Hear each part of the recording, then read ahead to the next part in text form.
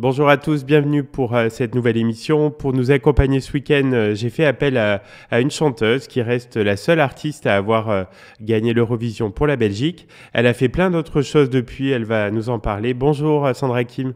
Oui, bonjour. En ce qui concerne l'Eurovision, je crois que vous n'étiez pas encore belge quand vous avez représenté ce pays au concours en 1986. Non, effectivement, je suis d'origine italienne et j'avais pas encore mes papiers belges. Pourquoi c'est si important? Non, non, c'était pour savoir en fait. Et comment vous aviez été choisi pour représenter le pays alors au concours? Ah, écoutez, j'ai une longue histoire. Je me souviens plus tellement bien en fait. Écoutez, mon ex-producteur avait certainement envoyé une cassette à la RTBS pour la présélection et je pense que j'ai été choisie à unanimité par des responsables, et puis il y a une présélection et à la TV, c'est passé à la TV, et puis les gens ont voté, mais il n'y avait pas de public, ils ont juste téléphoné, et puis voilà, hein. Puis vous étiez très jeune, hein, je crois que d'ailleurs vous demeurez la plus jeune lauréate du concours.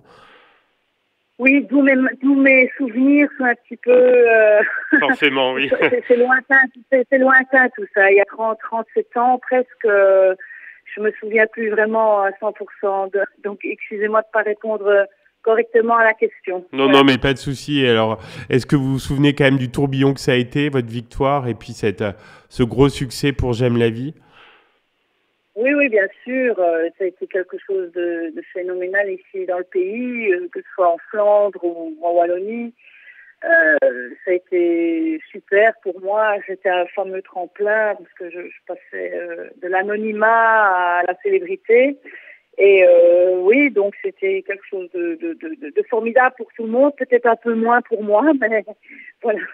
Oui, parce que vous avez dit que cette chanson, en fait, vous avez un peu étouffé. On a tendance à réduire votre carrière à cette chanson, alors que vous avez fait plein d'autres choses à côté.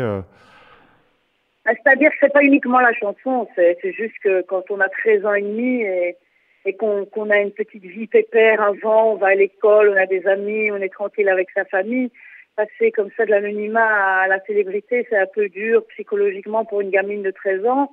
Donc c'est pas spécialement la chanson. Oui, la chanson, je l'ai toujours détestée et bon voilà, mais maintenant j'ai un autre discours évidemment avec le recul. Bien C'est une sûr. Ouais. chanson évidemment une partie de ma carrière et ça fait partie du patrimoine, si je peux me permettre de dire ça comme ça, partie du patrimoine musical belge parce que c'est une chanson qui fait plaisir à tout le monde, qui est une chanson qui est pleine de gaieté, et que le public adore. Donc, je me la dois de la chanter à chaque concert que je fais.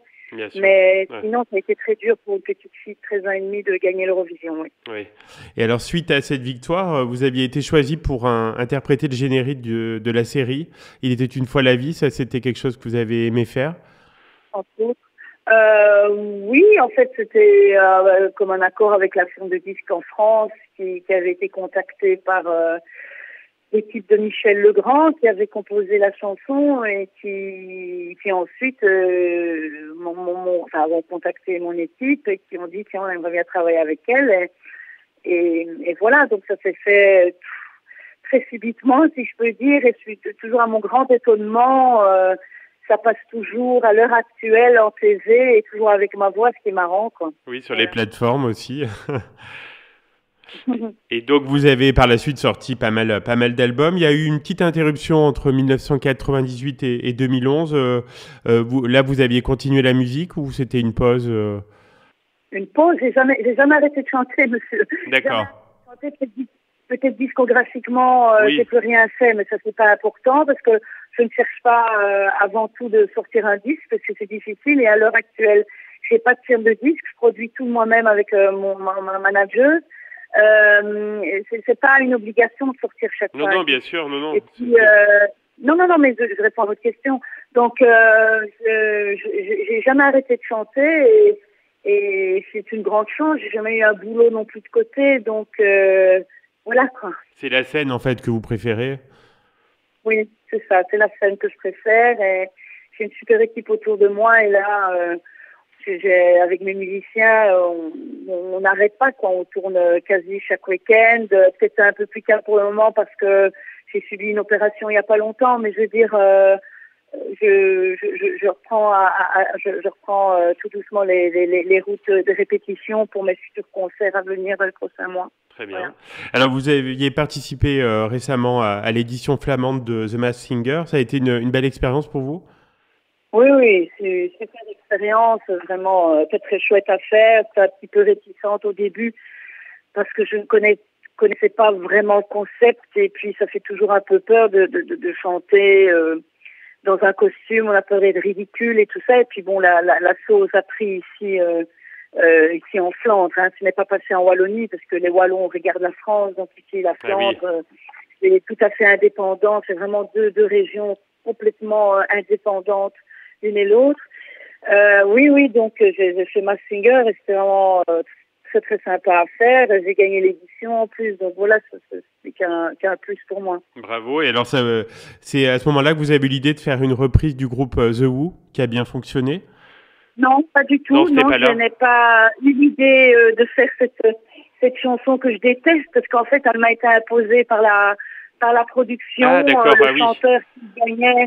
Donc le chanteur qui gagnait l'édition devait reprendre cette chanson que je trouvais pas top, vraiment pas à mon goût et bon voilà, je me suis laissée embarquer là-dedans parce que j'avais pas vraiment le choix, mais par la suite j'ai sorti 2 autres singles, Gravity et Take Me As I Am, qui sont sortis il y a pas très longtemps, en 6 mois d'intervalle. Voilà, ça c'était le plus important parce que c'est moi qui les ai écrites avec d'autres compositeurs. Oui, vous étiez plus libre. Et alors, sur quoi vous travaillez actuellement? Vous avez des projets? Alors, il y a la scène, on a compris, mais est-ce qu'il y a d'autres choses en parallèle? Oui, bien sûr, j'ai d'autres projets. J'ai une planification de concerts de Noël.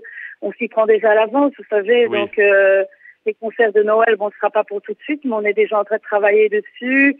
J'ai évidemment avec le Masked Singer, il y a toute une série de concerts. On Sport Palace d'Anvers, qui est une très très grande salle de 15 000 personnes, où là, c'est la première fois qu'on va chanter tous ceux qui ont gagné, tous ceux qui ont participé devant un public, donc ça va être super sympa.